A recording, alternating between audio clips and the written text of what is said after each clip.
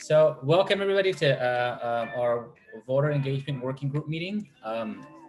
Let's get started. Let's go ahead. We would love for everyone, if you wish to share, to introduce yourselves by sharing your name, your pronouns, your organization. And in terms of focusing on what we're going to be covering today, we would love to hear from y'all. So if if you had a news headline for your GOTV and election day work, what would that headline be? So if you could use the chat to answer your questions, we would love to hear from all of you. So let's say it's the day of elections and there's a headline that talks about you and your organization. What would you like that headline to be? Please use the chat portion as will be a really helpful tool for us to talk to each other. And we would definitely love to hear from everybody here. And Anna's gonna add the question in the chat portion in case anyone misses it. But sure. While y'all are doing that, I want to review our working principles. So one more time, through our working principles is a way to ground ourselves. And for today's working principle, we're going to focus on equity and systems level change, which up till today has been my favorite working principle, which is actively working to rebalance civic power by changing systems that affect civic participation among communities who have been historically marginalized because of racism, sexism, and other forms of discrimination.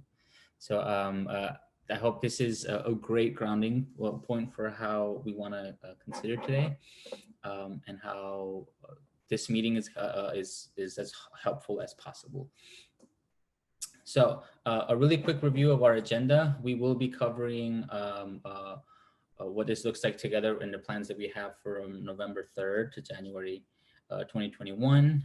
As a quick overview, the big takeaways and covering what's going to happen on November 4th. But the bulk of what we're going to be talking about is what success is going to look like on November 3rd. And then covering what other trainings and things that are coming up even after the elections and things that are happening right before the elections. So I have the pleasure to introduce one of our awesome, talented trainers today. Her name is Kefa, and please correct me if I'm saying it wrong. But she's going to take it away from here as we move forward. Hey y'all, thanks Oscar. It's been such a pleasure to work with folks from Peace in Action today. Oscar and Anna have been fantastic, so thanks y'all. I am going to talk to us about a lot of different things today, so I hope you're ready for an interesting and exciting conversation. So let's hop right into it. To introduce myself, my name is Kifah Shah or Kifah Shah, whichever one sounds easier to say. I go by she, her pronouns. I'm talking to y'all from New York City, Washington Heights, which is occupied Lenape land. I'm a co-author for Hold the Line. It's a guide that we wrote started in June, and we released it in September. And we started writing it pretty much after during the uprisings after George Floyd's murder. The administration had actually deployed federal forces in Washington, D.C. against protesters, right? And so, of course, we've probably seen a lot of red flags throughout this country's history that show us, signs of authoritarianism. And this was just another one that we saw with this administration particularly. And knowing that, we wanted to prepare ourselves for what we might see for after election day and maybe even leading up to it. So some of the things that we're going to talk about today are about that, but a lot of what we're going to talk about is also on election day. What are the things that we're doing for election day itself? And, a little bit about me. I've been organizing since I was a kid. I might look like a kid, but I'm not. So my name means the struggle. And I feel like ever since I was little, my dad always taught me about struggles around the world and how they have to do with me in terms of my own personal perspective of where I'm fighting for and how to build solidarity with folks wherever they're fighting. So I'm really glad to be here in solidarity with you all as you're fighting in Texas, and I'm here in New York, but we're building together. There's a little bit about what I specifically will be covering today, like in this, but there's a lot that is going to be overlapping throughout the day. So we hope that it'll be helpful. So let's hop into a little bit of a grounding. I know that I haven't been here with you all, but I know that you all have been talking a lot about what is it that you want to feel after Election Day. And right now, as we're days away from the election or already kind of, in the election, one thing that, we can stay grounded in is the fact that we're all in it together. And we've also been here before, right? Like y'all are the ones who have been holding down the work in 2020 and beforehand. And one thing that we can be rooted in is that when we're talking today about election protection work, we're actually talking about protecting our own communities. You all know best that it's so hard to think through how to register to vote, how to actually find your polling place, how to get to your polling place, especially if you're a newer voter. And all of those questions that folks have been turning to you for answers, it's things that you're already the experts in. And so every single bit of work that you've been doing is like putting you ahead of the curve in terms of what we might see for election protection teams that are now forming around the country. You're already doing the work. And so it's really important to know that you're already ahead of the game in a sense. And so being in the field doing the work right now, as well as on election day and whatever may come after, I'm really glad that y'all are the ones who are going to be leading the work in Houston and in Texas, right? And so let's talk a little bit about, in the next slide, what I look at you all as. I consider you all democracy first responders because shout out to all the folks who are holding it down during a pandemic and doing work, whether it's in a hospital or in a grocery store, but also shout out to you all in the field who are making sure to get out everyone's vote. When we talk about what's the work that's upon us in the next few days, it's going to be completely necessary that we're organized and we're strategic and we're utilizing all of our skills. And that is something that you all are probably already doing in every way possible. So you're already building upon your expertise. And again, people are going to look at you as democracy first responders. People are going to be looking at you for the answers as they already have been. And the work that you've done has already chipped away at that authoritarian sort of leaning that we've seen this administration have. And so while you move through the disorientation and confusion yourself, you're actually helping other people move through it too, because people are looking to you for leadership and you're already those leaders. They've already been looking at you, right? So one thing that I really appreciate is that y'all are already making the calls, you're already reaching out to folks, you're already making vote plans with people, you're already figuring out how to get people to the polls and to do vote tripling and be poll monitors on the day of. So just push forward with that, because now, even though we've been talking about what is it that you want to feel after election day, it's go time. It's really time to feel the end of the elections and be ready for November 3rd, but yes, also November 4th. So let's talk a little bit. And so with that energy, I hope everybody feels a little bit pumped and amped. If you're feeling it, drop something in the chat, drop a +1 if you're amped or pumped or however you're feeling.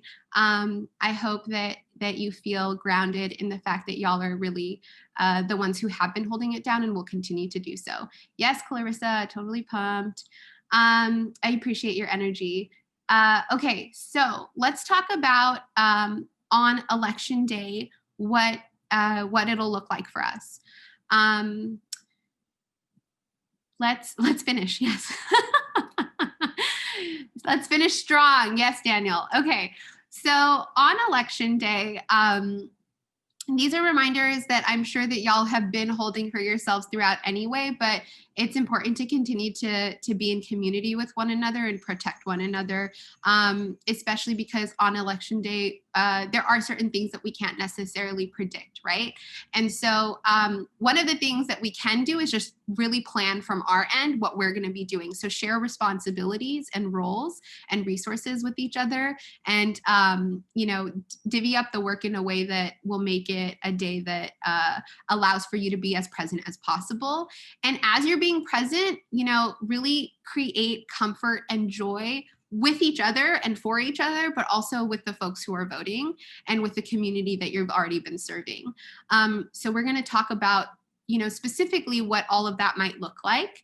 And as we think about that, let's hop to the next slide and kind of open-endedly on election day itself, what are the roles that you all think that you can play specifically, right? So for me, again, like I told y'all, I live in Washington Heights. So for me, I'm gonna make sure that the long lines that a lot of people have to face here, they're gonna be getting like water or pizza and just trying to be there again, like with my energy and presence and hold it down in that way. So what are the roles that you all, drop it in the chat, what are the roles that you all imagine for yourselves to be able to play that day specifically?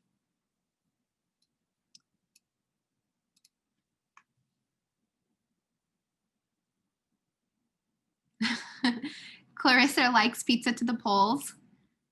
Awesome. Jesse is saying being positive presence. Jonathan is providing supplies. It's fantastic. Yes, Zoe's talking about poll monitoring. Love it. And we're going to talk a lot about poll monitoring today.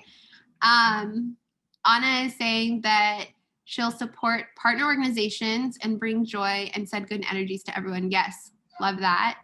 Nabila is going to be holding down the election hotline. Gina is going to be encouraging people to vote by calling and through social media, yes, using literally all the things that we possibly can on that day.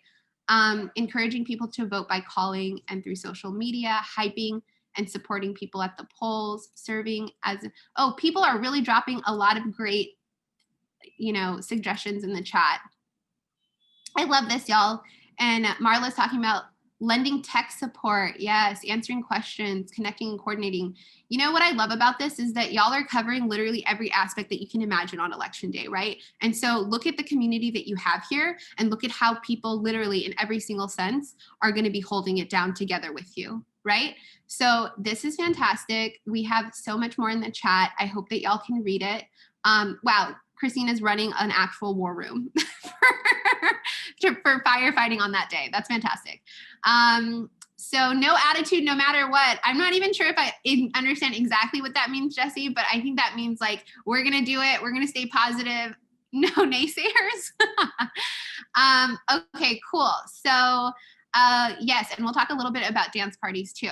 So let's hop into the next slide. You all gave actually pretty fantastic roles, suggestions, and I want to say that we're not covering necessarily everything here, but like, these are some of the things that we all thought of and that you're also going to get details on a little bit later. So poll monitoring is super important. And one thing that Oscar said that I really appreciate is that, all of us are poll monitoring or in some way or another, right? So in your own ways, whether you're not even like at the poll, you're going to be poll monitoring if you're doing, you're holding down like a hotline, right?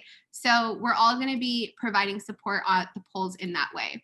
The next thing is that, so this is, again, we're going to share, Oscar, Anna, and folks are going to share what exactly these roles mean, but alliances, in order to build relationships with folks who are working at the polls, like, for example, the election judge who might need to be on cue to offer help and support, and then also being in that position so that you can provide rapid response support if anything does arise.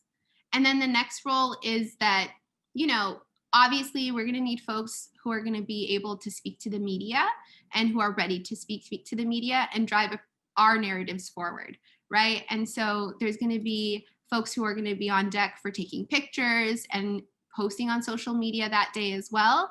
And that's a really specific role to play.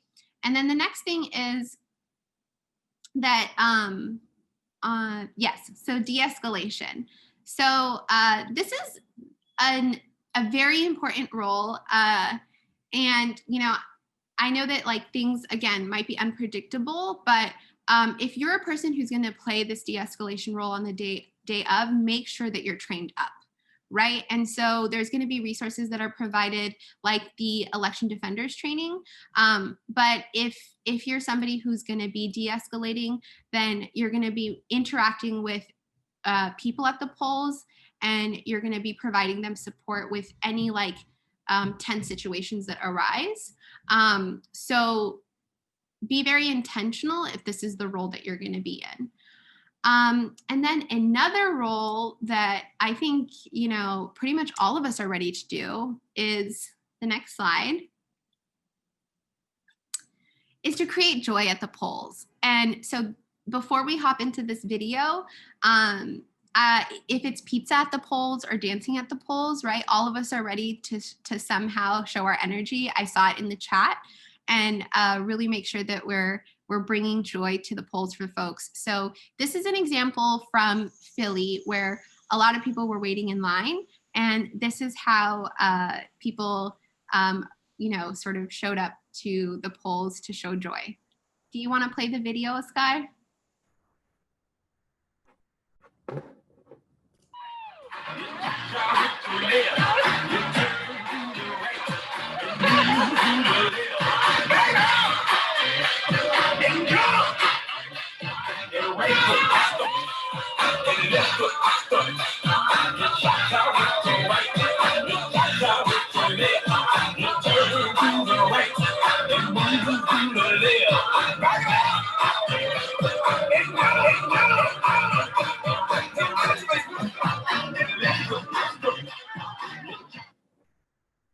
So shout out to Election Defenders and Melanie Stamp and Resistance Revival Chorus. That's just one example of the joy to the polls. And I'm going to pass it to Anna. Kifa, thank you so much. I want to say that I feel like I've known you for many, many years, and we just met like 3 days ago. So thank you so much for being so in tune with everything that you're sharing with us today. And I just want to say thank you all so much for joining us. We have 59 participants on this call. And so it's very exciting. Y'all are giving me so much energy and being here today. So with that, we want to share with you how you can actually create joy at the polls with a specific opportunity from Angie Razo from Mi Familia Vota. So if you can go to the next slide. And Angie, if you can unmute yourself, tell us more about what we're doing on Friday here in Houston and what that opportunity is all about. Absolutely, yeah. And I am really impressed with the fact that there's 59 people on this call a week before election. And I just really, really appreciate the work that every single one of y'all is doing. So we have this awesome opportunity kind of just come up very last minute, as is everything in campaign world. So Common, this famous rapper, musical artist, genius, is doing a national tour where he's trying to hype folks up to come out and vote. And he's been visiting, really contested states like Georgia and North Carolina. And because of y'all's amazing work and Texas having some historical voter turnout in the past few weeks, Texas just got on their radar last week. So they reached out to us wanting to do a joint event with us. So we're gonna, provide some canvassing with their team in the morning, but we also wanted to have 2 opportunities where we plug in all the Houston Action member organizations. So around midday, we want him to be visiting at least one poll location where folks are at. And so he can also be talking to voters, getting to know y'all, the ones that are doing the work on the ground. So we really welcome your feedback and what is the optimal polling location that we should all gather at with the social distance in mind, and really create this hype and joy that is being mentioned. So this would be Friday. So last day of early voting, really, really tremendous opportunity to encourage the folks that just voted to make sure that they're encouraging their own folks to come out on November 3rd. So that's midday at a polling location. And then they also want to do a special performance for our staff and our volunteers. And again, just really want to open this up to member organizations. So we would also welcome your feedback into what is a good location for them to do said performance. I am not in the world of concerts coordination, so I think any location would make sense. Preferably not a polling location because that would require a little bit more logistics because of the 1,000 feet amplification. This would be something that, depending on the size of the location, is how public we can be with it. We do want to keep in mind that if we're bringing folks particularly into an indoor venue, that we just really want to be mindful of everyone's health and safety. So we want to keep this internal and share amongst y'all and your volunteers that have been doing GeoTV. So that's kind of what's happening. Anna can probably tell you a little bit more about how we can best coordinate. But immediately, if you have some polling locations and you say like, that's where folks are going to be on Friday, that's where we need to show up, we're going to take your lead on it. And then also feedback on performance locations. Yeah, thank you so much, Angie. So we're working very fast on this because this is happening on Friday midday. So to that, I'm going to ask you to please put in here if you have any recommendations for locations or if you want to be involved. Please put your name and email here in the chat. And if you have locations, I see folks putting in Southeast Emancipation Park, Rice. I definitely think that, you know, it's a beautiful opportunity. And if there's also locations for the afternoon concert, if you yourself are part of an organization that has the opportunity to host something like this, please do drop it in the chat if you're interested, because we really want to move on this as fast as possible and coordinate with all of you.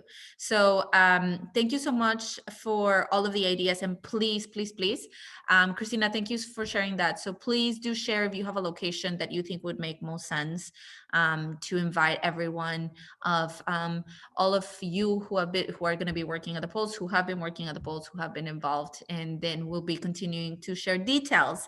As you know, and as Angie mentioned, this is really happening very quickly. So we appreciate all of your support in putting this together, as with all of the other things that might come up before Election Day, during Election Day, and afterwards. And with that, I'm going to pass it to Oscar. I do want to welcome all of our great artists that have been supporting our H-Town Votes projects, and they've been leading such amazing efforts. And Oscar will talk briefly about what they're doing. And welcome everyone, and thank you so much for joining us. Thank you, Anna. Yes, one thing I would say, as I've read it in the comments about comments, seems like a lot of people are excited about him. So am I. And I know that Rose had put a comment about people at the polls signing cards for MFV, maybe like different suggestions of what you can do during the event. So definitely think of creatively of what's going to happen there. And I also want to bring up that Grace had mentioned in the chat about Mi Familia Vota and Univision on Election Day. We're hosting a phone bank from 7 a.m. to 7 p.m. at 833-868-2667 or 833 Votamos. But aside from that, because this is all about what are the roles that we're taking in with HIA and who are the folks who are creating joy. So again, if you go through, use the hashtag HTown Votes, you'll find a lot of the work that you're doing alongside with the work that Mi Familia, that our artists from H-Town Votes projects have been doing, which includes Voto 2020, Mecca Houston, Karen Martinez. If you haven't seen this amazing video about making oatmeal really relaxing, while at the same time giving you more information about the vote. If you haven't joined the Loteria with Mecca, you were missing out, but they have a lot of amazing videos. H-Town Votes Live, just this Saturday, was a list of different artists that performed, and many, many more artists. We're very, very excited today, as actually 2 artists are dropping some more content, both from Kemi OG and Sony. So all this to say is that as the artists are in this space too, know that you can connect with people inside this group. Use the chat to talk to people. And if you feel like you have the capacity or to build something for being a person that creates joy during election day, please use this opportunity to connect with people, as we will be able to follow up and continue to making the work happen. We know that we had a lot of documentarians in the space who are also very well connected with artists. So if that's an opportunity, please take advantage of it. So I'm going to hand it back to Kaifa. Hey, okay, so sorry, I was so pumped listening to you all, and I kind of wish I was casting my ballot in Houston. That's amazing. So it sounds like a lot of people are interested in this. I hope that y'all contact Angie and, you know, figure out more ways to bring joy to the polls. So before we hop into the next part, I wanted to say that I know that we're talking a lot about what we're going to do on election day. And briefly, I want to sort of talk to y'all about what we can expect after election day. And as we talk about after election day, I just, these are just, you know, sort of, again, brief overviews, because it's so important what y'all are doing leading up to and on election day. But these are just some things to keep in mind as you move forward. And not to hopefully like bog you down in any other sentiment, except for we are powerful, we are ready, we're going to bring joy and our full selves. But, you know, and we're going to celebrate because y'all did so much excellent work and you deserve to celebrate. But these are also, you know, things that we want to take note of and keep in mind so that we're prepared for what may come after November 3rd. So some of the things that we want to keep in mind after election day is that we might also, you know, we know that the polls will close, but it doesn't mean that everything is necessarily final, right? We're going to do all that we can up until the polls close, but we might also need to potentially be ready for a longer timeline or maybe even a fight, right? And so what we want to continue to be is, again, as you all already are, is a source of reliable information to really reassure people of the process and to know that, you know, your democracy defenders, your democracy frontline people, you're the people who are going to really be a source of information as polls close. And there might be some stuff that pops up that I'll go into a little bit later. And then while you see that happening, if it feels right to you and to your you know, organizations, then you might consider creating an election protection subcommittee or an election protection team, and think through that. So let's hop into what am I talking about? So, all right, we know that when you know, like I mentioned, we wrote a guide called Hold the Line, and it's all about the scenarios that we might see after election day. And the two phases that that includes are, one, that there's going to be from November 3rd to December 14th, a state certification of results process, right? And on this like timeline, basically this is the time when we have to focus at a very local level. And Layla's asking, have Texas state officials committed to counting every vote before certifying the results? I love that question. That's exactly what we're asking here today. And so during the time of this first phase, it's when, you know, the popular vote counts in each state will be finalized so that members of the Electoral College can actually cast their ballots and then send them on to Congress. In the second phase, it's when things move from a very local level to a federal level, right? And that's when the shift happens, where you take it away from the state and local governments to the federal government. And so if we click the next bit, I want to just focus on phase one. Okay, so we're going to talk a little bit about this. So what are the scenarios that we might anticipate after election day?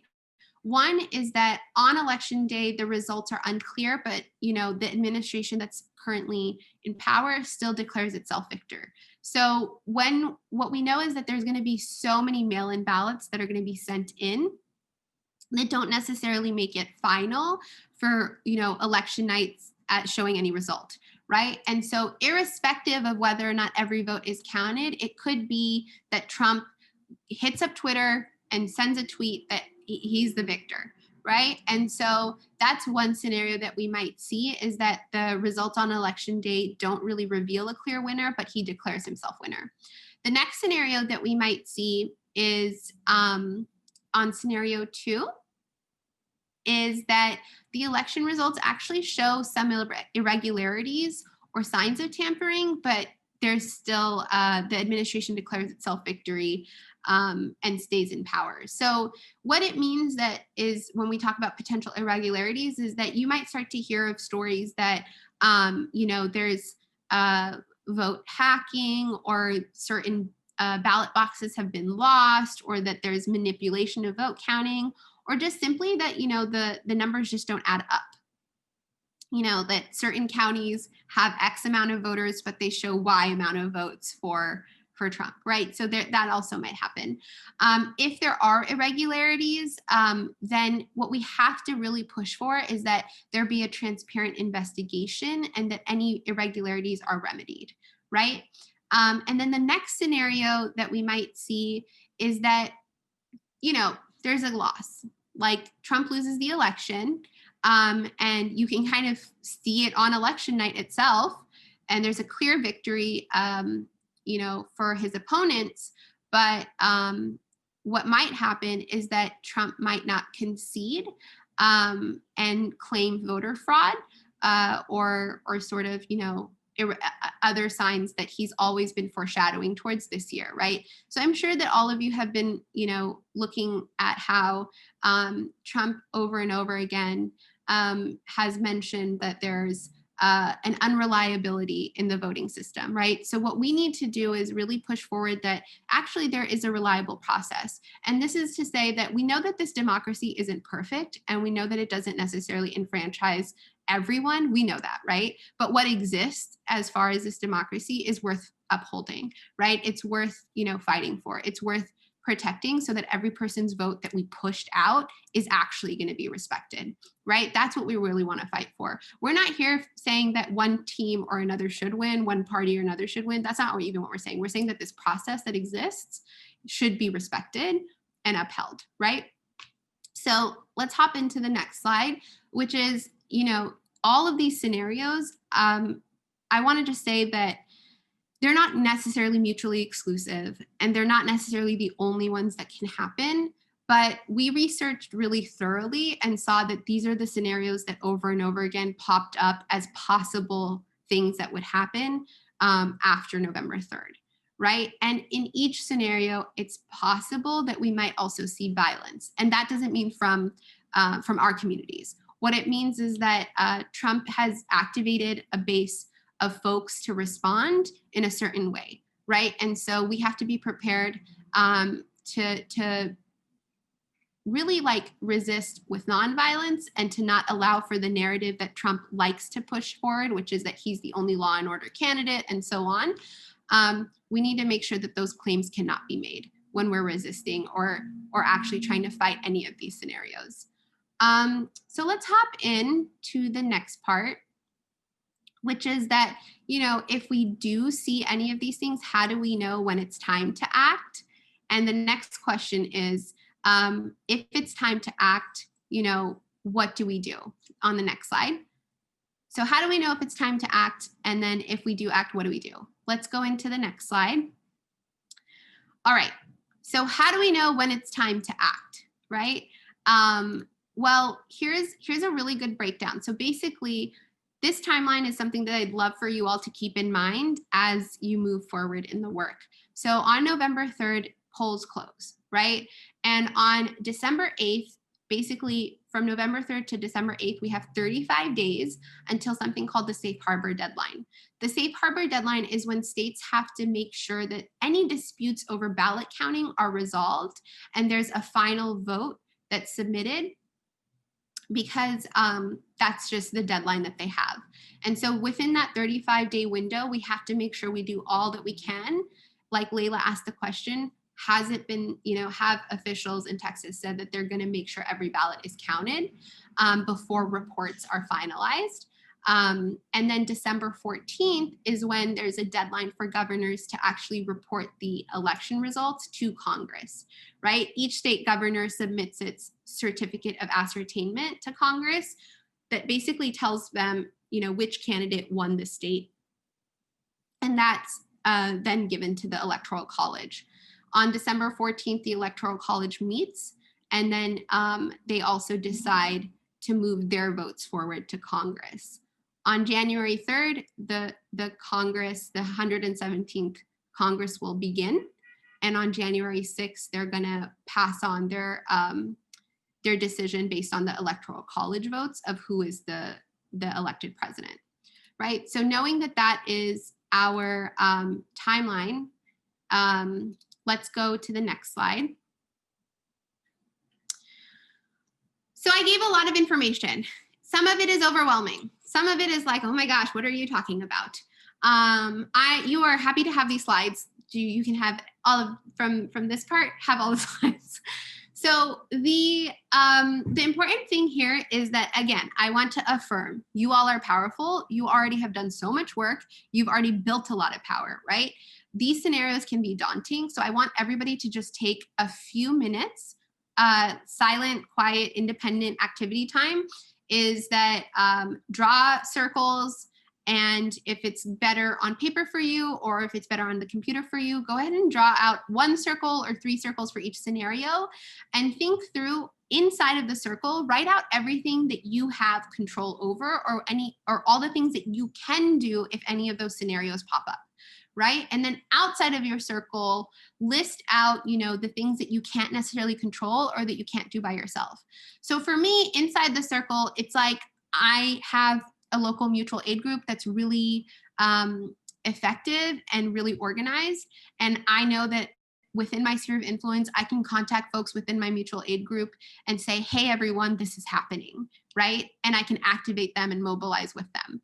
Outside of my sphere of influence is somebody like Trump, right? I can keep that person outside of my sphere of influence. I don't need to really impact what Trump is doing. But what I might also have outside of my sphere of influence is like the governor, right? But I might be in contact with and in community with, in my sphere of influence, with folks who are who can contact the governor or who can help me build power with the governor and make sure that the governor doesn't submit any votes until every single one is counted, right? So just take literally 3 minutes or 4 to think through that. And on the next slide is a reminder of what are the scenarios and the questions to think through while you're making your circle and your spheres of influence. What can you do to prevent the issues? How can you prepare for them? And how can you react if any of these scenarios happen? So in your circle, just write out who's within your sphere of influence. What are the institutions that you're in contact with? Who are the communities that you can build with? What are the skills that you have that you can offer? And then what's outside of it?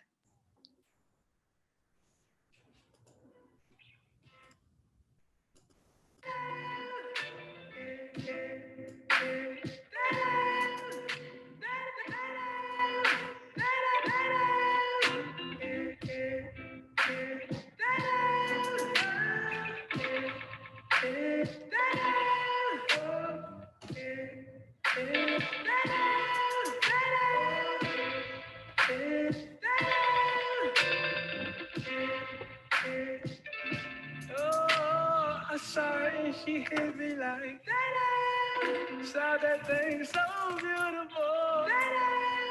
She just hit my heart, oh. Full force and she got me like I be like, baby, why you so fine? Gotta make you mine. So hard to find. Baby, like, oh, how'd you do the thing? The way that you do it, and she ain't even show nothing. She be walking around so confident, so heaven sent. I think she was meant to knock them daylight. Like, girl, you so fine.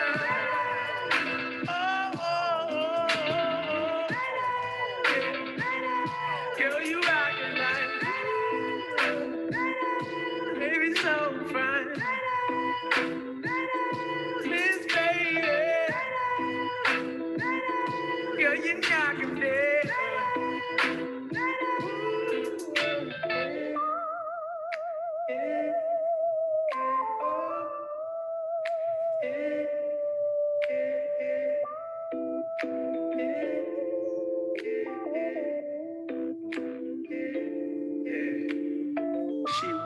sublime, super fine. She was never lying, strutting in the heels or her slides. Either way, eyes on her every single day, week, year. Everyone wondering how she does it with no fear. All that confidence, was it heaven sent? Does it come within? Does it come run out? I don't know. She'll just have them running out and in. Man, they went to sin. Amazing. Thanks, Oscar. Everybody wants your playlist. All right. So I hope that that activity allowed for y'all to feel a little bit of the power that you're going to bring forward and the influence that you have if any of these scenarios do occur. Anything that you drop in the chat would be really helpful for other people to read too. So I want to actually emphasize not necessarily what's outside of your sphere of influence, but what's inside of your sphere of influence. So drop in the chat whatever you wrote down as within your sphere of influence. If there's people, orgs, institutions, skills that are within your sphere of influence, drop them in the chat. I'd love to shout some out, give folks some ideas, and also just remind ourselves of the power that we have collectively, because all of us together here, imagine everyone's spheres of influence individually. Well, collectively, it's massive, right? So yeah, Crystal said Houston in action. Exactly. That's like the best first answer possible. What else did folks have?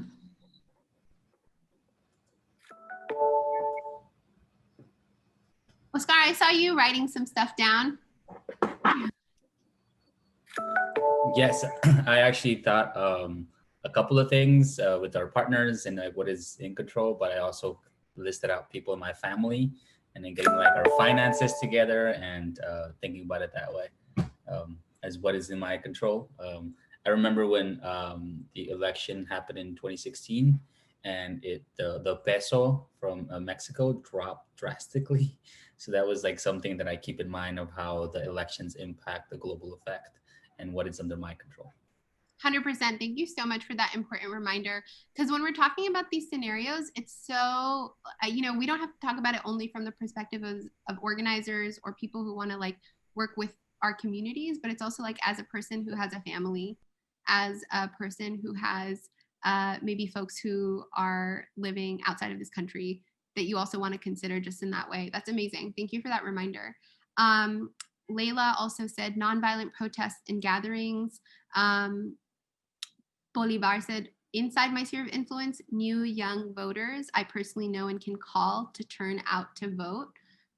So hopefully there's a clear winner on November 3rd. Yes, what I love about that is that when we're doing scenario planning for after the election, it's so important to know, again, we're not even at that day yet. You're doing all that you can to prevent these scenarios from happening. That's super important. That's within your sphere of influence. And also that, on election day, the ways that we're preparing are going to also be really important to avoid these scenarios.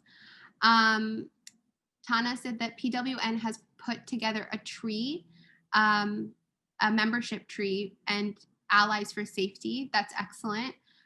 Daniel said spread truths and clear out misinformation. Absolutely.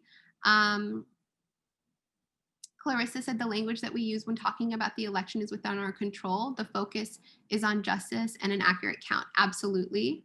Remind people that I know about, remind people about their rights. And media, earned and owned. Yes, contact your local media, especially if once you start contacting officials about making sure every ballot is counted and they're not upholding that, right? It's time to call the media. Okay, so I'm gonna pass it to Anna because there's more to say here. Thank you. I have a little helper with me right now.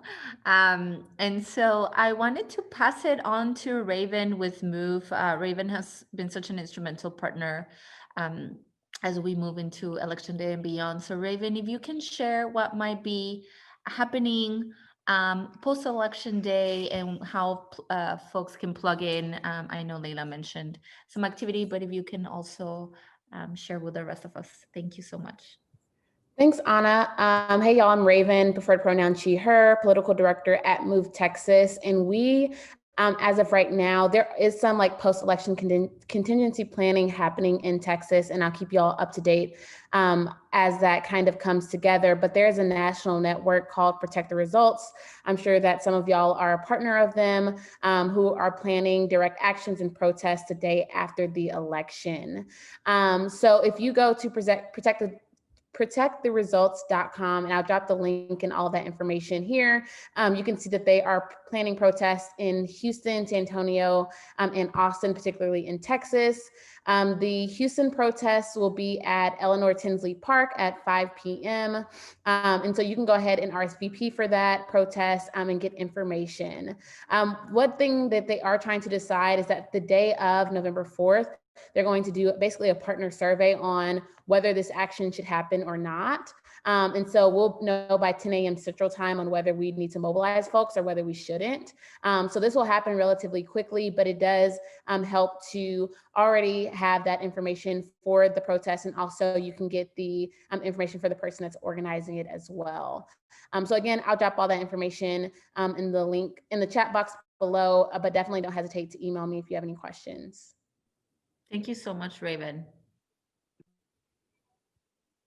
Thanks. Pass it back to you. I wanted to just say that that's kind of a great way to close because, yes, like Raven said, there's going to be a lot of people holding down, work on November 4th and thereafter at a national level. And I can't really overstate enough how important you all will be to make sure that things at the state level are really transparent and fair. Right. So it's actually in that first 35-day period, it's you all who are going to be holding it down. And let's, hop into sort of kind of the takeaways then based on what we've talked about.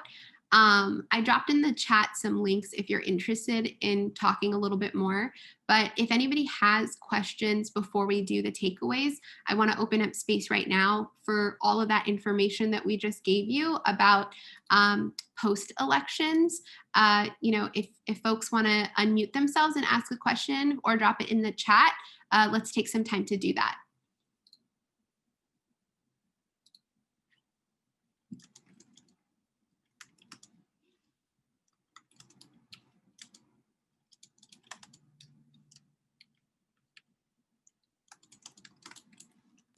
Are there any questions that folks want to ask? Feel free to pop them in the chat, or you can unmute yourself right now, even if it's more context about Hold the Line and how we can connect and support your efforts, or if you have input about the scenarios, because we're about to jump in, bring it back in a minute. So we wanted to give this opportunity to hear from you. I mean, if there's no questions, I'm going to take it that everybody already knew, or I was just so clear. That's fine. So let's hop back in. And again, I dropped the email in the chat. So if you all want to talk about things one-on-one, if you want to talk about anything that you're feeling or imagining for post-elections, just drop me an email and we can talk about it. So really quick, I did notice that Laura mentioned in the chat that there is a planning call for Houston rally tonight at 7 p.m. If folks want to join. She also put the information in the chat. So if y'all want to join that planning call, please go in there. Or I'm not sure if Laura wanted to give some time for clarity. If not, we can just keep going. Yeah, Laura, do you want to add to that? So I think it's probably the same groups that Move is working with, but there's specifically this planning call. Yeah, I think Indivisible is holding it down. We'll be joining, and I think it'll be good to get a sense of, what that might look like. So these are similar groups having, the same conversations about possible scenarios and how do we show up to defend our vote. Thanks, Laura. That's amazing. So definitely connect in the chat with each other, like Oscar had mentioned, and Laura already dropped in the info for the meeting. So go ahead and put that in your calendars, and let's do some takeaways. So let's talk about November 3rd. And Anna, feel free to hop in if you want to, but November 3rd, right? It's election day, or actually how I like to say it, it's the last election time to do your vote. Like it's when the polls close. So on that day, right, there's, again, everybody is going to be playing their own role. Everyone's going to be doing some form of poll monitoring, whether you're actually there in person or whether you're working from home, doing what you got to do in terms of, holding down the hotlines or helping people coordinate rides. We're all going to be doing poll monitoring on that day. And then the other thing is that, I know that we just talked about what are the things that we can do after election day or what are the things we need to think about, but let November 3rd also be a time that you take pause and you really celebrate and you relish in all of the work that you've done, because y'all have been doing the work for so long. This year, 2020, has been probably felt like 3 years in one. So take a moment to really celebrate. And I'm going to give it to Anna to talk a little bit about the watch party. Anna?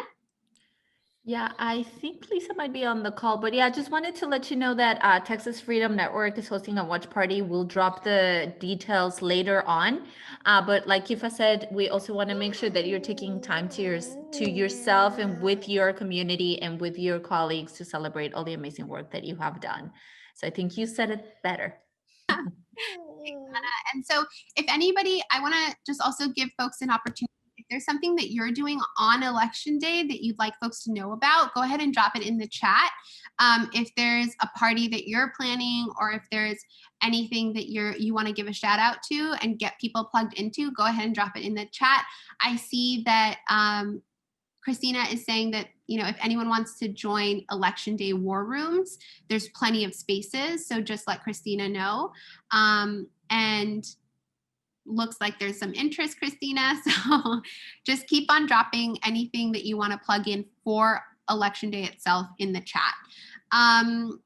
So let's hop into November 4th. And again, just as a reminder, right, be prepared for a potentially longer timeline. And what that means is also be a source of information. So when folks see that the polls have closed and there's still millions of, mail-in ballots that need to be counted, but the polls closed with like a very close margin, just remind people, right? Like, hey, that doesn't mean that this is not the end. And even if like there's a tweet that 4/5 sends out, it's not the end, right? So be a source of information and just encourage people that they can trust the process. As far as like once the polls close, there is a process in place. And we already talked about all the dates to know about. And that if there is any breakdown in the process, you all are the first line defenders of democracy here. Y'all are going to do the work like you already have been doing. So if you want to, you can make a subcommittee or a response plan within your orgs and figure out what feels right for you. But together, on November 3rd and every day after, we're going to work to really defend democracy together. So yeah, with that, I just want to say thank you so much for letting me share this space with you all and for inviting me here. And I really appreciate all of the work that y'all are doing. Texas is obviously doing unprecedented numbers right now. So that's also to y'all's credit. So thank you. Yes, thank you so much, Kifa. To add a little bit more to what Kifa is saying, we know that there are already like a response and protest already being planned for what's going to happen on November 4th. So if you're interested in participating with it, please let us know. The election defenders or have an extensive plan that they're working on, along with some of our member organizations like United We Dream here locally. So there will be a response on November 4th from the community, and we want to make sure that that's coordinated as best as possible so y'all can join. But let's all thank Hold the Line and for joining us today. So please make sure to follow up with her. They have extensive trainings going on. They're really, really good trainings to really think about what's going to happen after the elections. I think there's another one coming up on the 29th, if I'm not mistaken. You could definitely reach out to them and Kifa, if you want to drop off whatever trainings are available in the chat, that would be really helpful so people can reach out. But And we will be bringing Kifa back. I know that for sure. So just stay posted as well as we continue to navigate all of these new waters. And so Kifa will definitely be a source of information and energy for all of us. Thank you so much, Kifa, again, for jumping on. I know we talked on Friday and we made it happen. You made it happen. So thank you so much for all of the energy and love that you put into our space today. so as a big focus for what election day looks like, we would like to hear from y'all as what does success look like on election day? And maybe as a keeping in the same spirit of using the chat, if y'all want to input there, what do you think a successful election day will look like for us? Or for us as Houston in Action as a collaborative space, but as well as for you as an organization and as a member of your community. So I'll hand it to Anna to talk about a successful election day. And just remember, y'all, we're 501c3 nonpartisan. So let's keep success within those terms. And so for us, what success looks like is uplifting all the amazing work that you have been doing. That's really our priority, is to make sure that with the team that we have, we're shining a light on the good news and the power and the will of the people. And that voters are able to vote in a safe and accessible manner, which has been our purpose since the beginning. And as well as supporting our communities in feeling safe and ensuring that they can cast their votes. So that is what success looks like for us. Yeah, and then to add to what Anna's mentioning, so like our role is to make sure that our communities have everything they need to support, but it's actually the county's job to make sure that everyone's votes get counted. Like we want to make sure that we're doing our part to make sure that this is happening. And if things don't get, if things are come up wrong, we want to make sure that we have an accountability process to make sure that people are being represented the way they should. So in successful communications, I think Chris, if you want to jump in. Yeah, I think the biggest thing on election day when it comes to communication is that we're ready and feel prepared to snub out the fires of the haters, right? I think we all know, and we've talked about, that there are a lot of folks who would like to see the election portrayed as something that is confusing or chaotic or could be called into question. And from a communication standpoint, we want to make sure that we are sharing messages of strength and the expression of people's power and the power that we've had through voting, shining a light on the good news and the ability of the vote to represent the will of the people, and also organizing media toward the other election day goals, which could include winning them away from things that might incite fear, confusion, or violence.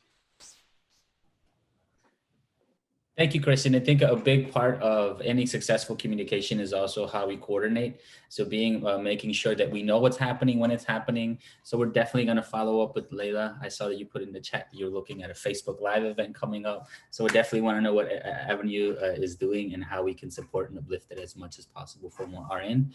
And within coordination, I'll hand it back to Anna to talk about what a successful coordination looks like for us. Yeah, definitely. We definitely want to hear also from you in terms of what are the polling locations that have the most vulnerable communities that should be covered. We're going to also walk you through a worksheet that was developed by Kifa with our input.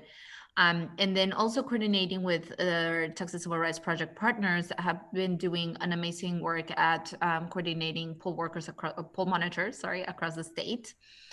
And then definitely communicating with us if there are any flags or any issues that need to be resolved in a coordinated effort. And within that, we have a number of resources. I'm not sure if Link.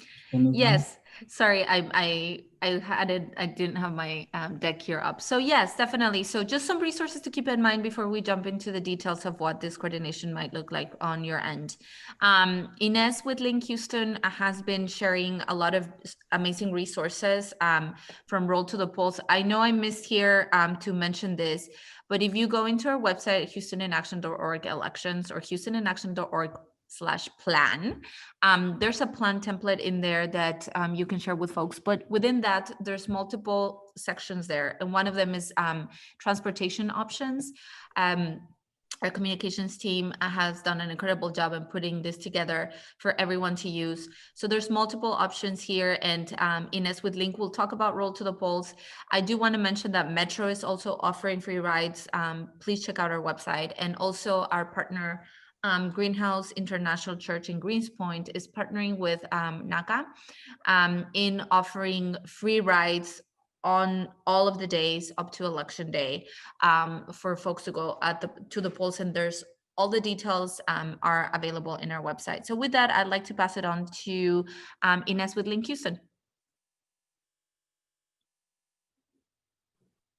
Thank you, Anna. Hi, everyone. Good afternoon.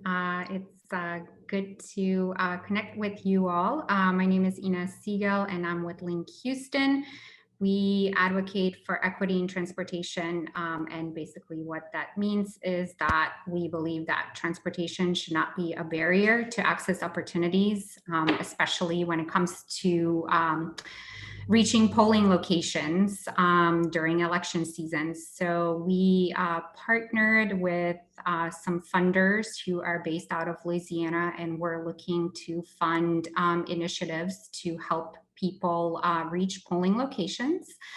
And so through this group, we received some funding to develop the maps, which link polling locations with transit routes, as well as bikeways, so that people can know where transit or affordable transportation options, I should say, overlap with voting centers. We developed 88 maps. They are based on super neighborhoods, and we also have some informational flyers in both English and Spanish.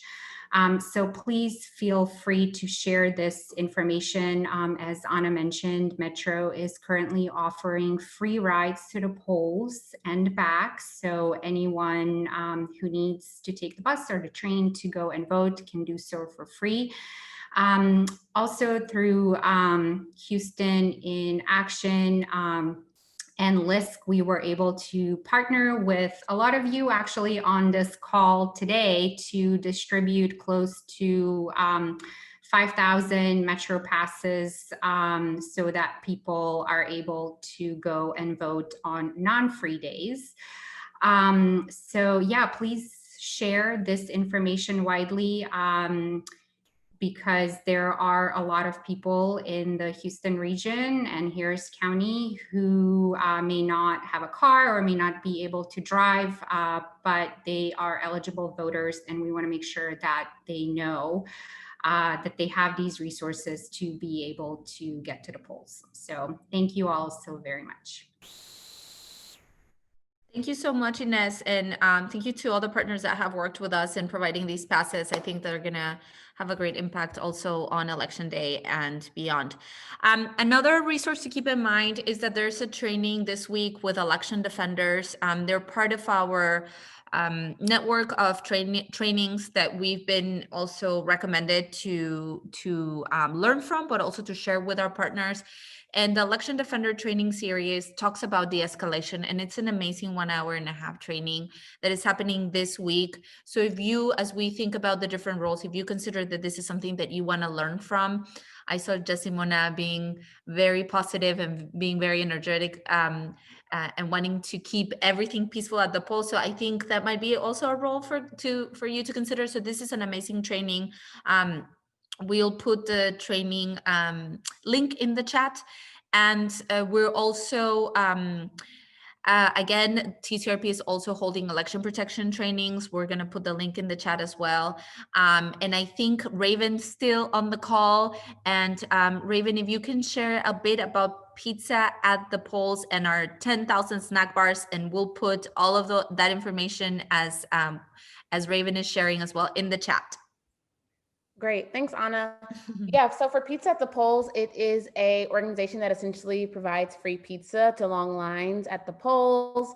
So for this election, if you are in a long line, or if you're visiting polling locations and seeing that people are waiting in line for a while, you can go to polls.pizza/report and request and put in that location for that polling location to get pizza there.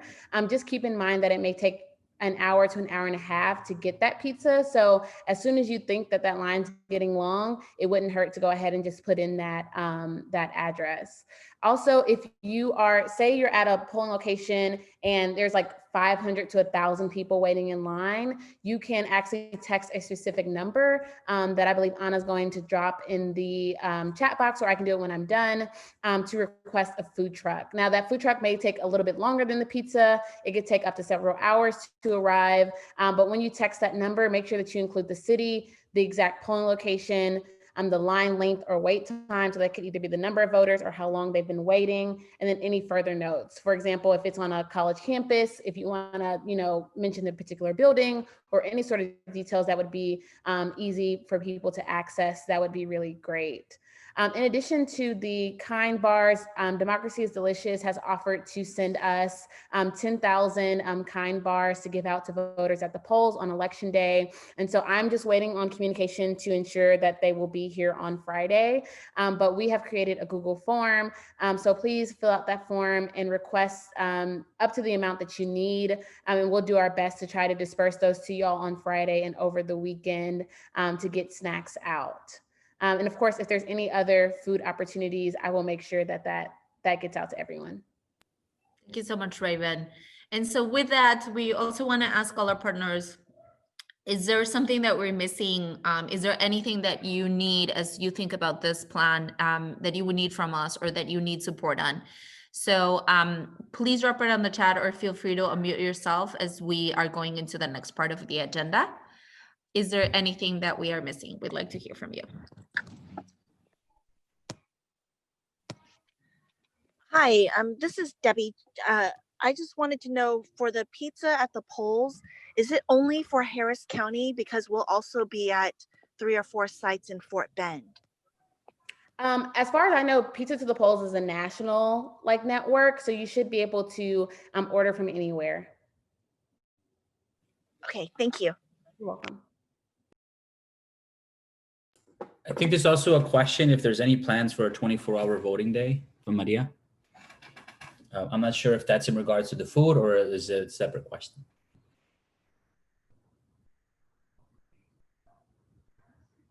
Yeah, Maria, if you can unmute yourself and expand on that question, please, that'd be helpful. Hola. I guess both, yeah, food wise, because I know that that's going to be a long day and I have no idea what kind of expectations there are for, the early hours. Because I'm sure that there's people that will be getting out of work, 1 a.m. or something, and just to kind of keep that in mind, but then also just in general to kind of keep people hyped.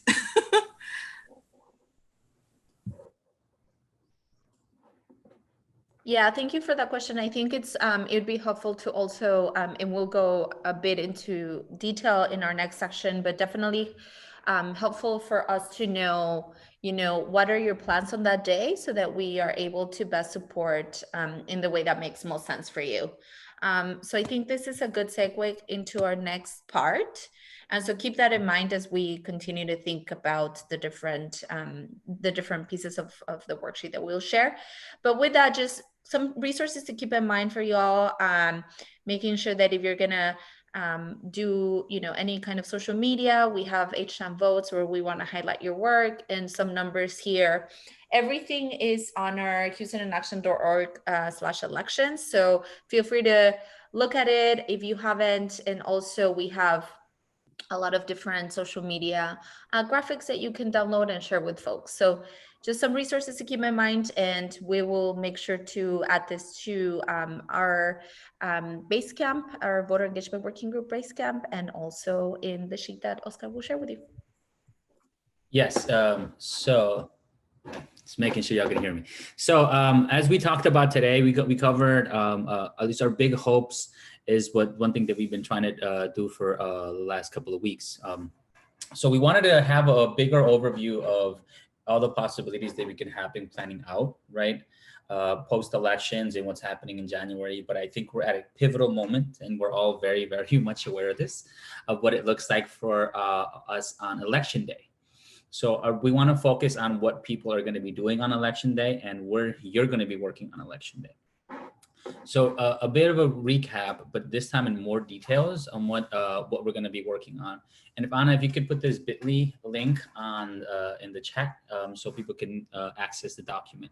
So we developed a worksheet that's going to help us figure out how we can support you, and also that and our hopes is to help you coordinate everything that's going to need to happen on election day and the roles that we can take. So if you click on the bit.ly, this is case sensitive. So just if you want to keep it where it is HIA action 3WS. So it's just bit.ly/HIA action 3WS. Click on the link, and then you go to make a copy on file. And then you fill it out, and then we from HIA, Anna, myself, Chris, and some other members of our staff will be reaching out to you this week to understand better where you are. We're going to use all this information in coordination with TCRP to make sure that the polling locations that they have listed is properly paired and coordinated properly. I mean, to make sure that we're not overlapping or overusing our resources. And also the biggest focus is to make sure that the most vulnerable communities actually get poll monitors and people to support. So when we talk about poll monitors, every role we're going to talk about, we see it as a poll monitoring experience. So I heard, especially coming from Jesse Mona, which is really, really exciting, about what does it mean to have a role of creating joy. So I love all your positivity, to be honest. And I know the H-Town Power has been really, really amazing with the work that you've been doing. So when we think about what does it look like to be at the polls, we know that for some people are going to be either upset or bummed out or not know if they should even be there or wanted to leave. And it's going to take up to us to ensure that people feel comfortable, empowered, in a way, just remind them why this is important. And that makes a huge shift and change of how we're being presented. So even as I saw Clarissa was really excited about dancing at the polls, maybe we can figure out a way where we can make that happen. I have a portable karaoke machine that I'm willing to lend out for anyone out there, for what it's worth. But basically, the creating joy person will be the person who talks to people, who helps them connect with food. If you're the person that they're gonna love once you bring in that pizza. If you have the in-kind bars, we're going to have, I think Anna said, about 10,000 kind bars. So make sure to follow the Google Doc document in order for us to follow up with you and make sure that you get the snacks that you need, whether it's providing water. It's just basically the creating joy person is the person who's there to empower people. And this is definitely an extroverted person who's following COVID guidelines and who is really pushing people to feel comfortable. So if you, and I know that most groups, when we talked about this, haven't really thought a lot about this role. And actually, I'm really grateful to Hold the Line, who made a specific role just for this, because we think it's going to be very, very important. I know a lot of us are overwhelmed right now, and our community is especially overwhelmed. So this is like one of the key roles that if you think you're great for this, or someone else in your team would be great for this, like how do we make sure that we assess who would be the right person to take down this role? Now, within the roles, we also have the alliance person. So when we mean about what we mean by alliance, this is somebody who goes to the poll alongside with the creating joy person. They go and they talk to the judge that's there. They can talk to the county officers that are there. They might even talk to the poll workers that are inside the polling location, just to make sure to introduce yourself. If there's any situation or something were to happen, I'm gonna be outside. I'm a poll monitor with Houston Action or with the organization and I'm here today. Just to let you know. My team's going to be doing a social media thing outside. You know, we just want to take photos. We want to make sure that everything's okay. We can bring in snacks. You know, this is like a key role to the overall, because sometimes people go to do poll monitoring or poll watching, but if you're outside of the area, and the poll workers don't know who you are, or the election judge doesn't know who you are, and you're just outside, there is a disconnect. So we want to make sure that this is a deliberate process for you to go out there and talk to either the election judge, the poll workers, or the people who are in the building. So that way you have a relationship with them, especially if anything were to go down where you need some assistance. Now, the big one is the spokesperson as well. And this will be dealing with media. Chris has done trainings with some of y'all in the past 2 weeks around how to be a spokesperson for HIA. So we definitely want to make sure that you can contact Chris at Houston Action. We have a document that, Chris, if you can put that in the chat too, that'll help you guide on how to present or how to do a live video. So we're all coordinated and doing it the same way as we bring up what's happening at the polls. Another thing to keep in mind along with the alliance person is that as we see long lines, and this is like something that we all want to consider. If you see a long line and it's like 2 p.m. and you have another team member who's like miles away at a different, even not that far, but they're at a different polling location. They're like, man, it's empty here. Like, at what point do you tell people, you know what, it's there's less people over there? How do we communicate that? But if it's like closer to 7 or it's like it's really late, how do we make sure that people feel hyped and good? Like, stay in line, don't leave your position to make sure that you go into the polling. So this is all has to do with how we coordinate those issues, because also the social media person, as taking photos of what's happening, can also reflect this as what's happening at the poll. Like, if you want to make a Facebook Live, like, well, there isn't a lot of people here. Being able to be physically at the location, say, hey, I'm here in Sunnyside, outside the Sunnyside Family Center. There's a really short line here, so if you live around this neighborhood, come right now, and it'll probably take you about 30 minutes to vote. Like, all this is important of how we message and talk about the narrative, and then how we uplift the work that everyone is doing. Now, this leads us into a tricky role. So there is a de-escalation role. Now, we're asking everyone or anyone who wants to take this role and to take the election defenders training. Anna dropped it in the chat, but if you could drop it in one more time, Anna, that'd be really helpful. This is happening on Thursday on how to de-escalate a situation. Now, I do just want to be very, very clear. Like, this does take a lot of intent from the person who's going to doing, a lot of knowledge. You definitely want the calmest person who can handle tough situations to be there. If you have somebody who feels really passionate about one way or the other about what's happening, maybe it's not the best idea that they be the one addressing people. This is Texas, and we've had heard conversations, and even in 2016 we saw it, where people were standing outside polling locations with firearms, even though they might have had a license to carry, even though that's still intimidating to a lot of voters. So how do we address that with the community is going to be extremely important. How do we make sure that there is an argument or a fight? And in many cases, if I'm being very, very honest, this might not be a role that is up to you or someone in your organization, which is completely fine. Because maybe as the alliance person, your role could be like, there's something happening out here. Instead of trying to de-escalate the situation yourself, what you want to do is go inside and talk to the county judge. I'm sorry, the election judge, or the poll workers, and let them know that something is happening outside so they can do something about it. If nothing is done, then maybe your comms or your spokesperson, I'm sorry, can record it and show that this is an issue that's happening in this polling location, but you yourself don't necessarily have to intervene. So this is a big ask that we're not necessarily putting on anyone, but we want to make sure that we understand the different kind of roles that are important for whoever is poll monitoring, or what the capacity of your organization or team will look like. So within this, what we're hoping to do, is if you review the worksheet, maybe we can take like about 3 or 4 minutes if y'all can open the worksheet. And try to fill out what do you think the roles that you have to fulfill on these days would look like. And know that if you fill that out today, that's amazing. We'll be super excited to follow up with you. Let me or Anna know, because the intention for all of this is to be able to coordinate the efforts, understanding what polling locations you're going to be on, the time or the shifts that you'll be at those polling locations, and then how many roles you have there that we'll be able to fulfill.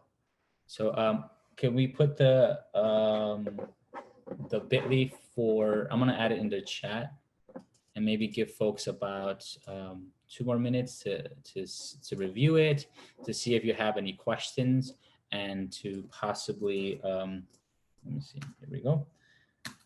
And to possibly give us an update if you think these roles are happening.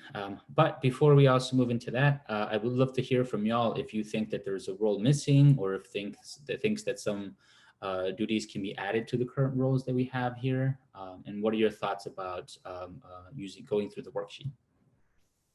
Any questions? I have a question. This is Laura. So I love the idea of the music and everything. And I just want to get clarity, like if we have, you know, volunteers that are going to be out at a polling location and having music, like what can we tell them about their, you know, their rights? Or because I feel like there's a little bit of some fuzziness for me from participating in the poll monitoring training that there's not supposed to be amplified sound. So I just want to make sure that if we send people with bringing all that joy, that they don't get stomped out. So that's a really, really good question. I think that still has, that's going to depend on the polling locations and the distance we are away from the polling locations. So it might be easier to host something like that if you see a polling location that it's like the block, it's like 4 blocks long.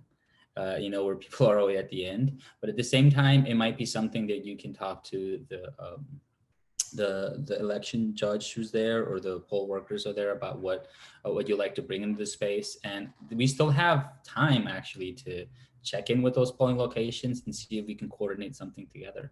Because it's even the video you saw where people were dancing at the polls, that wasn't a, how do they call it? It wasn't just a pop-up situation, right? That was something that had to be well coordinated. I'm pretty sure they didn't all just choreograph at the last minute either. So it's a good question. I don't know that I necessarily have like the answer to it, but I know that they can be worked out depending on the relationship you have with the polling locations and then the people who are there, and then following the guidelines where you're maybe 100 feet away from the location, and that you'll be able to address the people. But yeah, Oscar, I also want to remind folks that we have our last meeting with the Harris County clerk this coming Thursday. We'll put the invite here in the chat in a second. So inviting you to participate as well for any last minute questions that you have before election day. And I think that's a really relevant question, you know, just getting the guidance from him directly in terms of what are the do's and don'ts for music or for snacks. And so we look forward to having you all also participate in that call, so we can get everyone the information and confirmation really that they need to know what to do on that day. yeah, and I'm seeing a lot of questions about who should you reach out to. I think Danny Mesa added here that they had talked to the judge at Ripley House locations, and they were allowed to like distribute pens, magnets, and other branding for voter messaging. So I would say, I know that as we're approaching the November 3rd, being able to talk to these to the judges, to the people at the polling location. And for those of you who are actually part of our calls on Thursday, keep in mind that we will be talking to the county this Thursday. It's our final call before the elections. So if you feel strongly about putting this together, then definitely join the call. That's Thursday, if I'm not mistaken, around 3. What time is it? 3 or 4? It's Thursday at 4. So it's the calls that we have with the county, so you can actually talk to the people at the county's office about how we can work this out together. Because Oscar, can you send an invite for that? yes, all this is on Basecamp, but Anna will be able to send that out to make sure that everybody has it. Actually, thank you, Tana, for asking. I want to make sure that if you do not have an invite for Thursday's call, to write it in the chat, so this way we can follow up with you. This way, as we can hopefully try to coordinate the best way possible, so you're not fearful of just showing up in a place unplanned. And again, this is why these calls have been so important, and they've been happening every Thursday for like the last 2 months. So we'll add Tana, and anyone else who needs to join, please join in, and we'll have that process for y'all to follow up. So I was gonna actually ask if y'all had time to review the the worksheet. If there's any other questions, because I think definitely we don't want to killjoy just in the space. And I think Laura had a really, really good questions on how we work it out. We understand that it could be challenging, but as we see right now what happened for a common event, which I'm really excited about, sometimes coordinating, well, not sometimes, usually coordinating is how we make that happen. Any other questions around the roles or how we can move with this worksheet or the next steps from Houston in Action?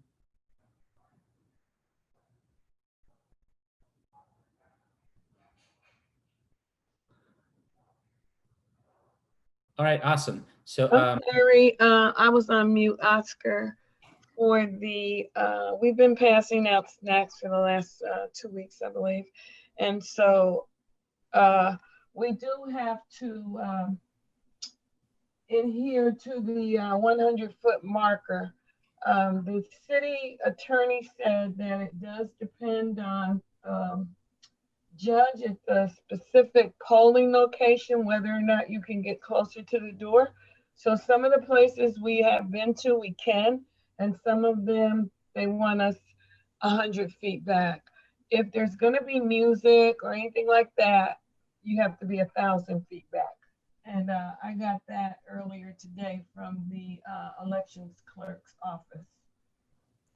So I just wanted to share that with you.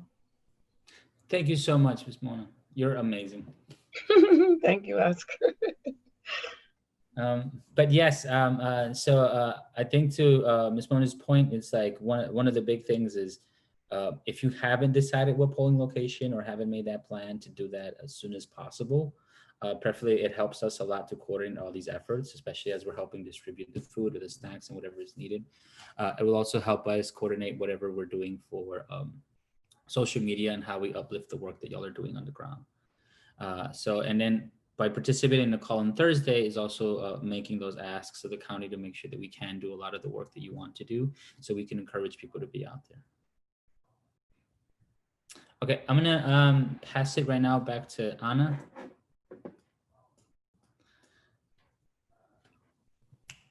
Yeah, so save the dates. There's a lot of save the dates going on. And so we want to share with you that Texas Freedom Network is going to be hosting an election night party for everyone interested. So Oscar will drop the link there in the chat. Make sure to RSVP. It's going to be on November 3rd from 7 a.m. to 9, 7 p.m. to 9. What is time? 7 p.m. to 9 p.m. On November 3rd. And please join if you can, and if you have energy to celebrate.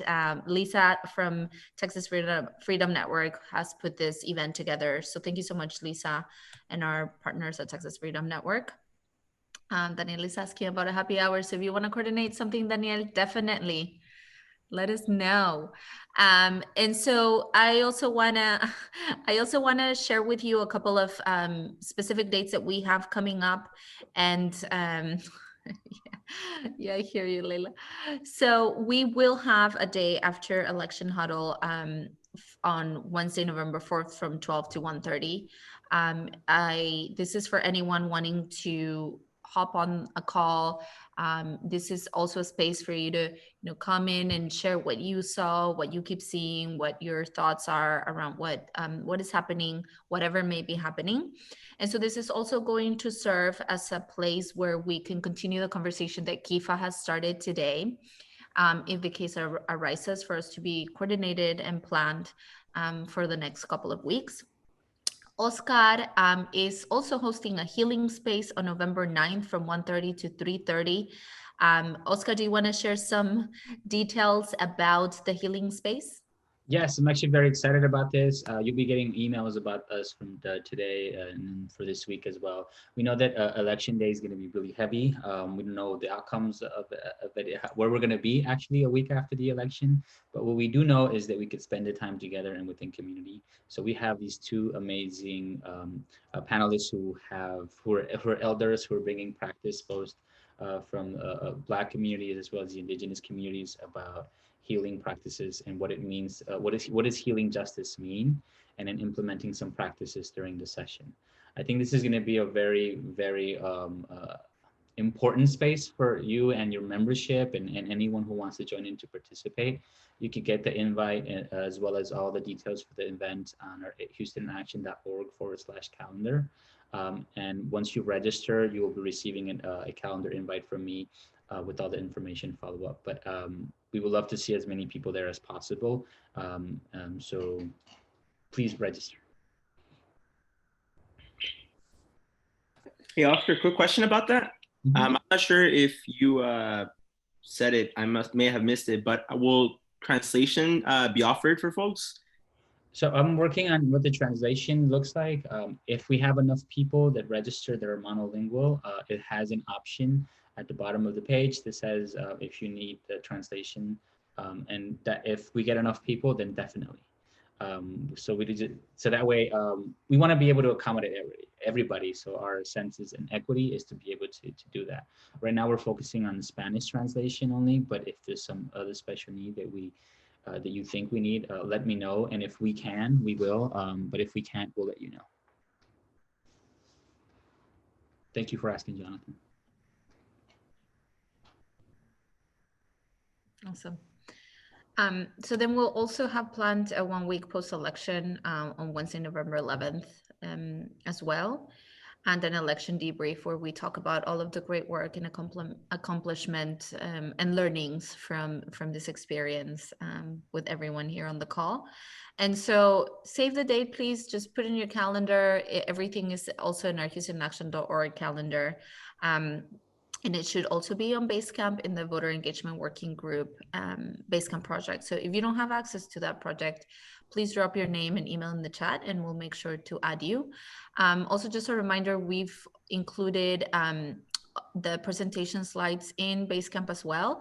And in case you're curious about all of the different parts of Basecamp, there's a section there called Docs and Files that has all of the daily polling location totals for all of the polling locations in Harris County. So you are able to see if there's a specific location that you're considering, you are able to see those locations and how they've been doing, how many people have been turning out for all of the days of early voting.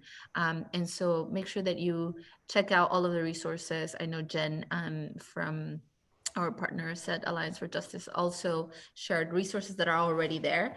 So check that out when you have time, and hopefully this is helpful for y'all. Next slide.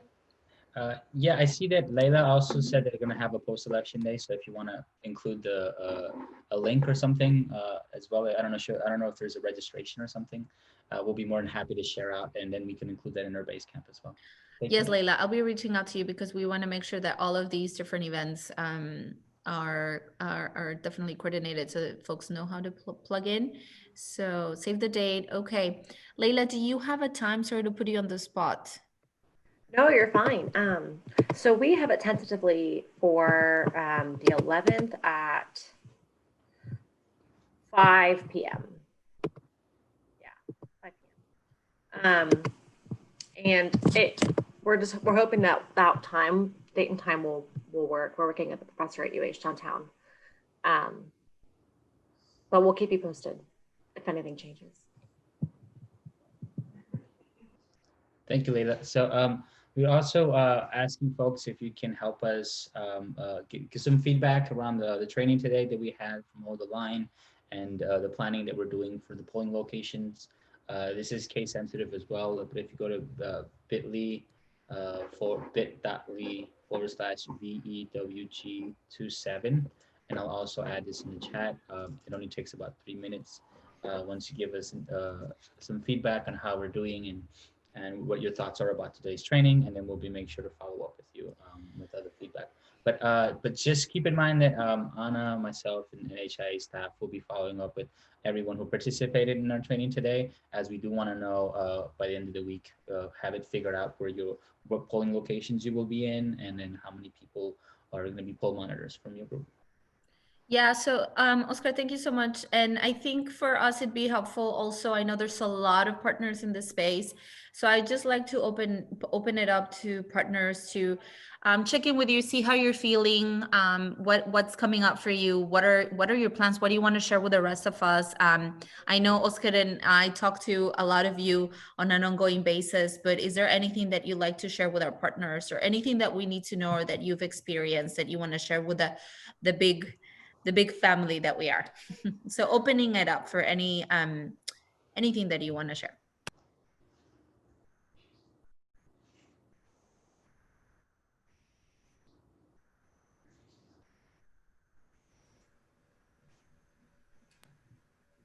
Was this oh, sorry, I was going to share if the worksheet was helpful, if you were also able to create a copy as well. So if you can add your reactions or drop it in the chat, if you were able to create a template for that worksheet so that we can also follow up with you.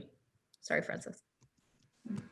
I was also going to ask if there's anything like missing, like, are we missing anything that like we should be thinking about as we go into the election and the days after?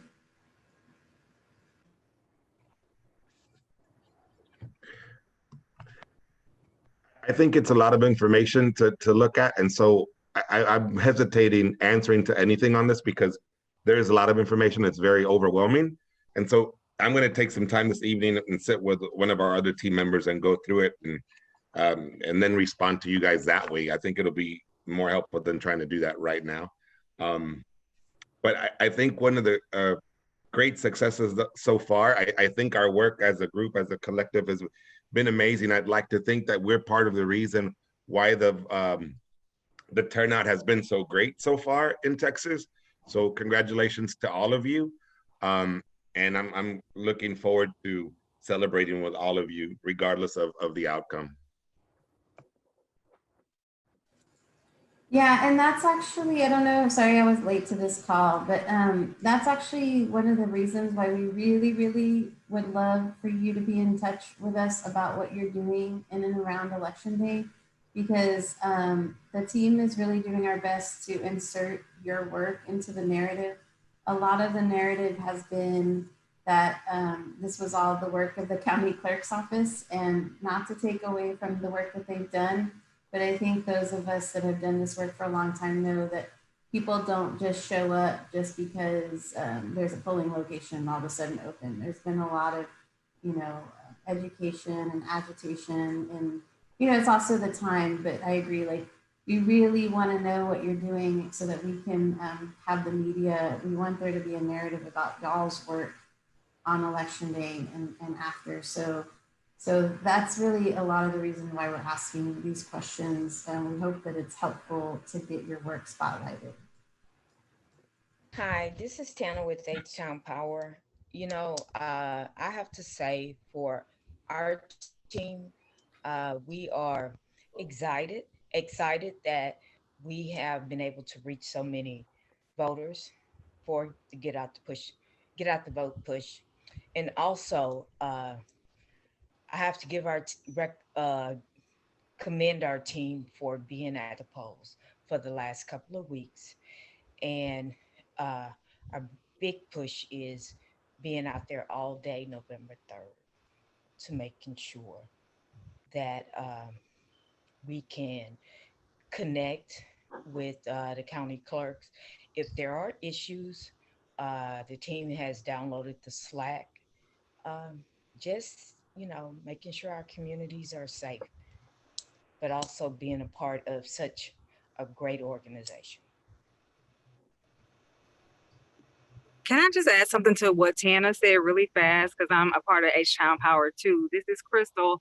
I echo everything Tana said, but also something that Armando said that I've been thinking about. Yes, I'm going to have to sit with all of the information, but I appreciate you all sharing the presentation today to stretch us, because we are a new team. Sometimes it is helpful to have information so we can be more organized and find responses that are not it's so easy to fall back into like fear and like violent tactics to respond and react. And so I appreciate y'all for kind of pushing us, well, pushing me to think past like rolling up to DC to drag, oh, I'm sorry, this is nonpartisan, but like, I appreciate y'all for pushing us to like think beyond just being reactionary and being more intentional. Thank you so much. We love H-Town Power. Y'all are amazing. Love all those groups that we're working with too. And as I'm reading a lot of the comments too, I thought it'd be helpful to review the worksheet together then as a way to process it. I think I saw someone might have finished theirs and you want to email it to us. So know that you can email Anna@HoustonInAction.org with that information. So that way we know who to follow up with. But if we go through the working document, and I hope this complements a lot of the work that you're doing, which is why like we asked, even Kefa asked earlier about like what other things are we missing, and to when we talk to Hold the Line, a lot of things we heard is like, wow, y'all are doing a lot of things that people haven't even gotten started yet, which made us again excited and reaffirmed that your work matters and what you've been doing is important. So in this document, again, we consider all these roles a poll monitoring role, and this has a bigger description of like what's in the role, what's expected from the role, as well as like the rapid response and the resources from creating joy, alliances, spokesperson to the de-escalation person. We have a bit of a best practices breakdown within here, which is like having at least 2 people at a polling location, especially if you're uncertain. We know that based on responsibilities and your capacity, you might not be able to have more than 1 person at the polling location. That I think is totally fine. But being able to break down that role of that person between both the alliance person and the spokesperson would be really, really important, as that will be able to capture what we need. Because as we all know, and we've seen, like the creating joy person is definitely going to require some talented, definitely an extroverted person who loves to talk to people. At the bottom of the document, you'll see in page 3, it has what are the specific roles, and you can read the definitions up there. Who are the names of the people and their phone numbers or emails in order to reach out to them? What is the time that you're doing this? If you think about it in shifts of 3 hours, or depending on how you're working on it, it's really going to help how we coordinate with TCRP and any specific polling locations. As we talked about it before, we've gotten a lot of zip codes. That doesn't really help us navigate to what specific polling locations you're going to be in. If you have any issues in selecting a polling location, if you go to harrisvotes.com, you'll be able to find that information. So by filling out this doc, again, it's just coming in here, going to File, and under File, make a copy, and you will be able to share a copy on your drive. At the bottom of this document, we also have a lot of the resources that we talked about today, including the Pizza to the Polls and the in-kind bars link, where you can just click on it and get that information. We hope that this document helps you in editing and preparing for it. If anyone here maybe filled it out while we were talking, we would love to hear from you what you're thinking in order for us to coordinate it. Also keep in mind that if we don't hear from you, you will be hearing from us, because we want to be as prepared as possible on election day, and we could only do this if we coordinate together. So I'll pause again to see if you have any input or questions or thoughts.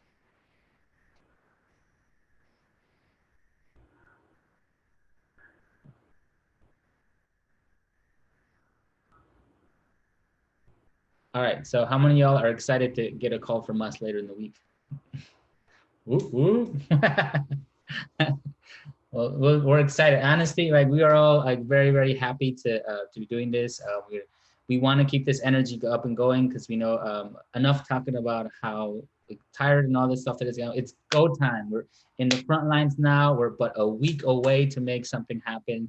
And we've seen the enormous amount of voter turnout that came in because of all your efforts.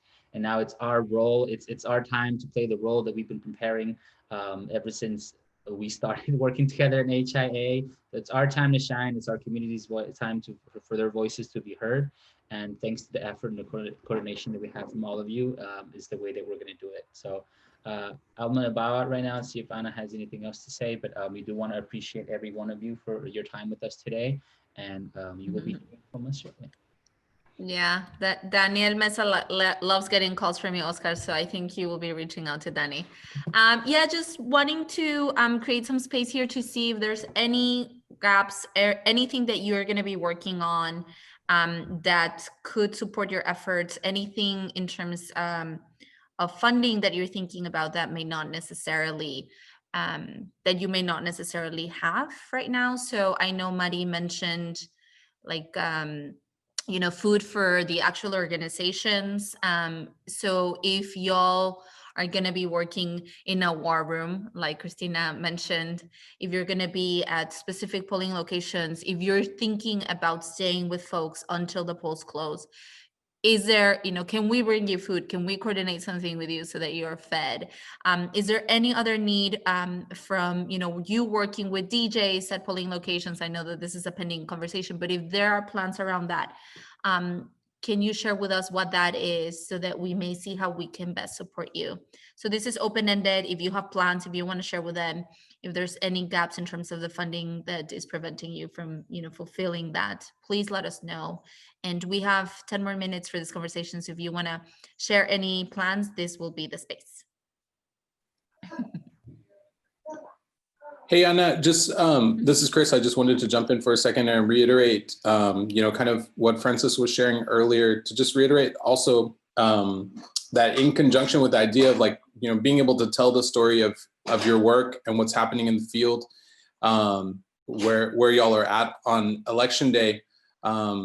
You know, one of the reasons that we're hoping to learn the details of different things, different places you might be, is so that we can uplift those to the media. On Monday, we'll be sending out a press release with as much details as we have available to us about where different groups will be and at what locations, so that y'all are in a place to talk to media and to share the story and the narrative that we want to share about our work, about your work, and about the joy and all that this means for us in this moment. So I just wanted to reiterate that. And in addition to talking to the media, we also all are practically all of us our own media makers. You know, we have our own Facebook lives, Instagram lives, etc. And so don't forget those too. And please, when you are going live, don't hesitate to just send us a message on Facebook to be like, hey, I'm about to go live, so we can make sure to echo and uplift what you're doing out in the field. So you can talk about what a short wait everybody has, and you can talk about how flawless this process is, and you can you know, talk about how ridiculous anyone questioning this process is. So yeah, thank you. Yes. Thank you so much, Chris, for sharing that. And then for next steps, I'm going to be talking to Christina Sanders to learn more about what she's already developed through her war room and see how we all coordinate through what she's already established. So I made note of whoever was interested in joining that conversation. So I'll talk to Christina right after this call and then get back to you. We will continue to work on coordination. We definitely want to be helpful to you. We don't want to overwhelm you. We want to be helpful to you. And so in those next 3 days when we chat with everyone, we'll definitely want to hear also what works best for you. And then on the other, on the opportunity with Mi Familia Vota and comment, I think that the other part is we heard from a lot of you that want to be involved. So Angie and I will have a conversation later today and get back to you quickly in terms of polling locations and different roles that folks may play. So please stay flexible as always with this information that is happening very quickly. Anything else? I just wanted to say we're going to be doing the Asian American exit survey and monitoring at different sites in Alief and Fort Bend. So anyone's welcome to join us there as well. I know MFB is looking to be at some of the same sites. And then I also wanted to say that we are almost done with our lit drop canvassing, that we have completed almost 180,000 doors since the beginning of September. And we're finishing up the last 20 to 25,000 by election day. So thank you all for your support. That's incredible, Debbie.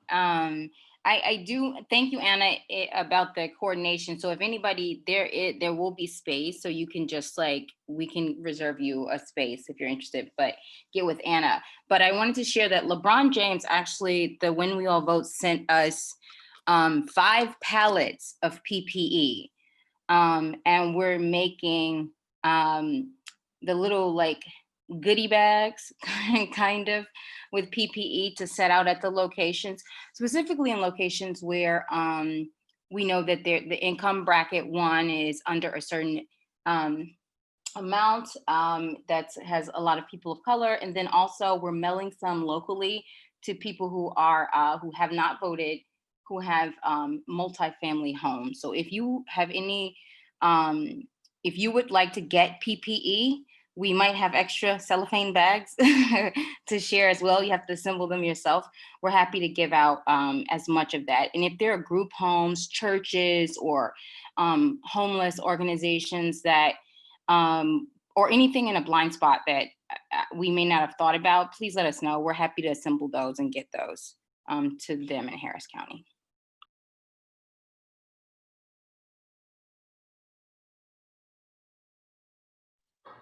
Awesome. Thank you so much, Christina. Okay, well, I think if there's anything else to follow up, let us know. If not, we can stick around and see if there's any final questions. But I think we might be through right now.